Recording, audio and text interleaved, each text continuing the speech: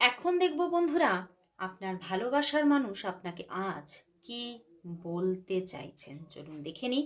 আর বলবো যে এই রিডিং একদম একটা জেনারেল প্রেডিকশন, তো 50 to 60%ই ম্যাচ করবে, এর থেকে বেশি না।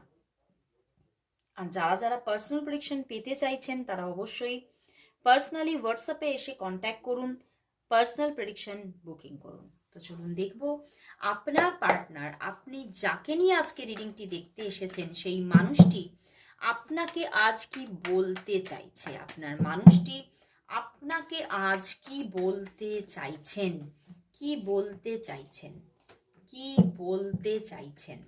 6 of Cups, King of Swords, 9 of Wands and the 8 of Swords।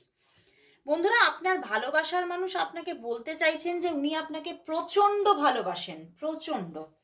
দেখুন, উনি আপনাকে নিজের সোলমেট ভাবেন এবং সত্যি মানে কোথাও উনি এটাই বলতে চাইছেন যে তোমাকে ছাড়া আমি অর্ধেক, তোমাকে ছাড়া আমি নিজের মধ্যে পূর্ণতা পাই না। কিন্তু কোথাও এই সম্পর্কের মধ্যে এত বাধা, এত প্রবলেম যে আমি কোথাও সেইভাবে স্ট্যান্ডও নিতে পারছি না। আমি কোথাও বারবার এগোতে গিয়ে নিজেকে, নিজের মাইন্ডের দিক থেকেই একটা বাধা পাচ্ছি। মানে নিজের মন যেন কোথাও এই রিলেশনশিপটা নিয়ে অ্যাকশন নিতে সায় দিচ্ছে না। বাট কোথাও আবার ভালোবাসাও আছে, প্রচণ্ড একটা অ্যাট্রাকশন, প্রচণ্ড ভালোবাসা, কোথাও একটা ডিপ লাভ ভিতরে কিন্তু বাসা বেঁধেছে। তো উনি এটাই বলছেন, আমি কি অ্যাকশন নেব আমি বুঝতে পারছি না।